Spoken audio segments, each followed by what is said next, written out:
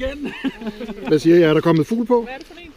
Det er rød glente. Det er en rødhals. Det er en rød glente. Det er rød glente. Det er en rød glente. Ej, hvor er det. Nå, Undskyld. det er en, Kunstig åndedræt, Kim. det er en rødhals. Står det, når vi tager dig med i skoven, ikke? Så skal du smade. Prøv at se en gang. Det er en, der er blevet født i år. Det kan man se på de her hvide prikker, der er herude. Hvad? Det er en unge fra i år. Det er 2015-modellen. Det kan du se. Uden ABS. Det Passer kan du lidt se. i farven til cyklen. Det kan du se. Ej, det er jeg så ked af. Ved du hvad?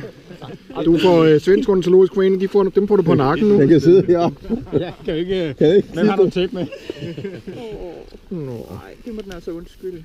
Men dem her har jeg, tror jeg, ringmærket 10.000 af. Dem her. Rødhals. Så dem er der mange af. Dem er der mange af. Det er bare en i mængden.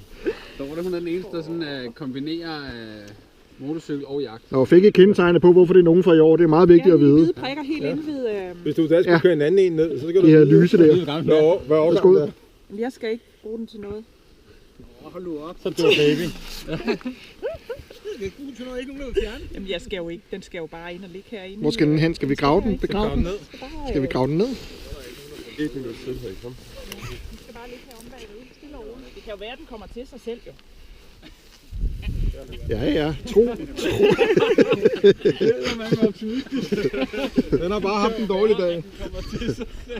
Hele hovedet var bare smasket på. Den er skiltet. Den spiller død. Er der flere, der har lige på motorcyklen, vi skal have billeder af? Sådan en forsvarsmekanisme, hvis den føler sig troet, så spiller den god.